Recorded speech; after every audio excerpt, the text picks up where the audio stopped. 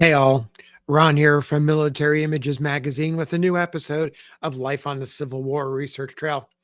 Today we're going to the first Battle of Bull Run, July 1861, which resulted in heavy losses for the 38th New York Infantry. 128 officers and men became casualties during the engagement, including the man pictured here, Edward Hastings Kellogg, who was captured by Confederates during the chaos and confusion of the battle. Kellogg's captors hauled him off to Richmond and held him with other Union men in a tobacco warehouse later known as Libby Prison. He spent the next 6 months as a prisoner of war before being exchanged in January 1862. Kellogg returned to his regiment in time to participate in the Peninsula Campaign. That's in the spring of 1862, as he and his fellow Empire State men and the rest of the Union Army of the Potomac advanced toward Richmond. Kellogg felt it appropriate because they were closing in on Richmond to tell the story of his capture and imprisonment. That account, his firsthand recollection, published just less than a year after it ended, was published in the New York Sunday Mercury as on May 28th of 1862. I want to read it to you. So, here we go. Kellogg writes, "Now that our forces are so near Richmond, a few incidents of the prison life and the tobacco manufactories might be interesting to the reader in search of truth. After the Battle of Bull Run on the 21st of July, 1861, among those captured, I was marched to Manassas Junction, where we remained in the drizzling rain, which fell all night. Owing to the extreme fatigue of body attending on the heat of the day, forced marching in the battlefield, I slept peaceably and sound, and for a moment on awakening the next morning, it was almost impossible for me to decide where I was. But gradually, a vivid sense of my position forced itself upon me, and I realized that I was a prisoner. All day on the 22nd, following the battle, we remained standing in the slowly falling rain, wetting us to the skin. Around us stood guards close together, and beyond them, a gaping multitude of idle gazers looking at the Yankees, evidently, from the way they eyed us, supposing us to become some curious animal, and remarking, 'Why, they look just like our folks. Lord, they're white folks just like we are.' And asking us, 'What made you come down here for?' All day long we were kept in this position, nothing given us to eat, and I must say it, water could not be obtained unless, thanks to God for the falling rain of that day, when caught in an India rubber blanket, poured into a tin cup, and bitter, brackish, sickish to the taste as this was, the water 'twas like nectar to the half famished men who, many of them, had not tasted a drop of water since the previous bloody day. About 5 o'clock p.m., however, some hard biscuit and rancid bacon were divided among us, and we were marched to the railroad depot and placed in baggage and freight cars en route for Richmond. Here, fortune was propitious, for the rain dripping from the tops of the cars presented a rich harvest of pure water to the thirsty men. It was a perfect godsend. It was hard in the extreme to see the avidity with which the poor fellows sought to catch the falling drops, as their thirst was doubly increased by the salt meal just served out. About 6 o'clock the next afternoon, we arrived in Richmond and, well guarded, were marched through the streets, hooted, hissed, and blackguarded in a manner I could hardly have believed would have occurred in a city belonging to a civilized nation. But seeing what I have of them has changed my mind considerably. About dark, we reached one of the vile tobacco factories destined to receive us, and from whose doors many of the brave boys who entered them were never more to pass until, in a pine coffin, conveyed in a rickety cart, they should fill a grave in some distant portion of the burying ground of the capital city of Virginia. It is too much to ask one passing thought to those of us that died and still fill the humble treatment. In the building with myself were 538 souls, 200 on one floor and 338 on the floor above. These floors being some 100 by 30 feet. Here, for some 3 or 4 weeks, if I may be allowed the expression, we were left to rot. And ere that time, vermin had made their appearance, and, notwithstanding all endeavors to the contrary, reigned supreme. It was a fine specimen of close packing at night when we turned in, and it would have been difficult to one not accustomed to moving among a crowd to have made their way through the room with stepping on some part of the human mass that strewed the floor. Even in the day, it was difficult navigation. Lieutenant David Todd of Kentucky, Confederate States of America, a notorious man for his cruelty, was in charge of us. Much has already been said of his treatment of our suffering prisoners of war. An incident, however, which I do not think has been in print, occurring at this time and in which he was a chief actor, will better prove his cruel treatment than any other I could mention. One morning, in passing through one of the crowded rooms, stopped by the crowd who obstructed his passage, he bade them give way.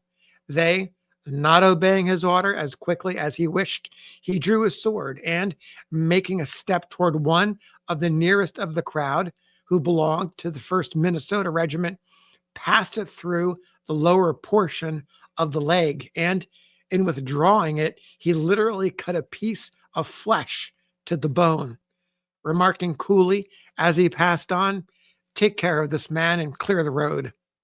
This act was on par with his other cruelties while in charge. By his orders, our prisoners were fired on in the windows, and no less than 5 wounded and 3 killed. Another day, we were refused water for more than 6 hours in the day for the mere crime of spilling some on the floor, and frequently our meals were not served until late in the day. Some 4 weeks after our arrival, the wounded from Bull Run arrived in Richmond, and some placed in the General Hospital, and the remainder, by far the largest portion, conveyed to our prison, Harwood's Tobacco Factory on Main, corner of 26th Street, it being the most convenient of access and best adapted to hospital purposes. After remaining in the prison hospital till the middle of November, I was removed to quarters, as they called the prison. Here I remained until my return home. During my short existence in the den, I saw hard scenes, as well as amusing ones, spent sad hours, and a few happy ones. In the room, here you'd see a sick man lying on the hard floor, groaning. There, another who had lost his reason. Several cases of this kind occurred. Again, a party of bluff players appear busily engaged, transferring from one to another Confederate shin plasters. In one corner is the bone manufactory, where, from beef bones, rings, brooches, breast pins, hairpins, shawl pins, and other trinkets are constructed by the workmen, and many were done in a masterly manner, and the proceeds devoted to obtaining the meal not furnished by the Confederacy, viz. Dinner. At dinner, we had bread, 5 ounces, beef boiled, 5 ounces, soup, 1 pint. No wonder many went hungry and couldn't help it. In the center of the room, the stove, prison made. It is quite singular how many things a man can make if he will only take a hold and try, with a variety of different concoctions. Quite as difficult it is to discover what they are made of as it is to understand how the pans are constructed in which they are cooking. Here, again, we have a grand drill of cripples. We have all been discharged as cured from the hospital, some minus a leg, some an arm, and others with a leg some 3 or 4 inches short. And as they go marching around the room, merrily going through the merrily drill, it looks comical in the extreme. I must say the ones who seemed to have suffered the most pain seemed to be the merriest party of the lot. Some singing, others promenading, fill up the heterogeneous mass of prisoners of war. On the 1st of January, we received news of our approaching freedom, and On the 3rd, we marched to the steamer Northampton, on which we received one good meal, coffee, fried bacon and pork, chickens and turkey stew, and boiled corned beef. I suppose that they were trying to erase the impression of our former feeds from our mind, thinking that if we went home with full stomachs, it would pay for our fasting the whole time we had boarded at the expense of the Southern Confederacy. That afternoon, the old flag floated before us once more, and when it came upon us, it was too much for us to bear. Our hearts overflowed, and every eye filled with tears that had been long locked up in the adamantine chambers of our hearts. The stirring moment was deepened by the band on board the steam transport George Washington, which received us from the Confederate steam transport, striking up the loved tune, Home Sweet Home. And as the gentle strains floated over the quiet waters of the James River and the stars and stripes waved above us, it seemed the happiest moment of my life. At Baltimore, we were received by the Union Relief Associations, who treated us in good style. Our boys gave us a splendid reception in the regiment, and our colonel a furlough. Since its expiration, I have been with the regiment. While passing through Williamsburg a few days after the late battle, I was informed by two of my prison comrades who were standing guard over the Secesh that a number of the 5th Georgia Regiment, who stood guard over us in Richmond last summer, were inside, and that they had recognized some of them and been remembered by them in return.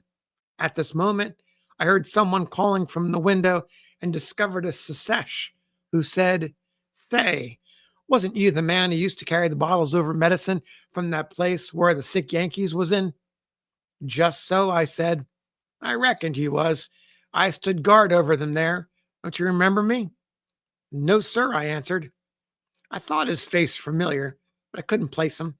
As he belongs to the 5th Georgia, I suppose he told the truth. It would be difficult for a person to have seen me passing across the main street of Richmond with my armful of bottles and a guard with musket and bayonet marching stiffly behind me to have forgotten so novel a picture.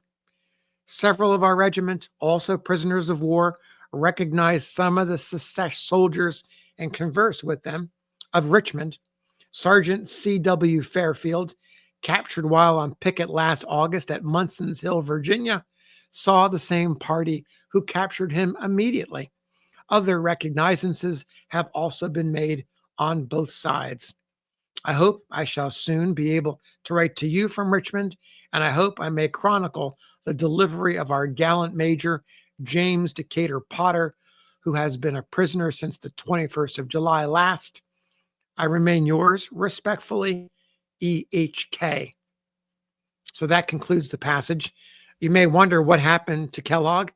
Well, he went on to become an officer in the 17th and 39th New York Infantries.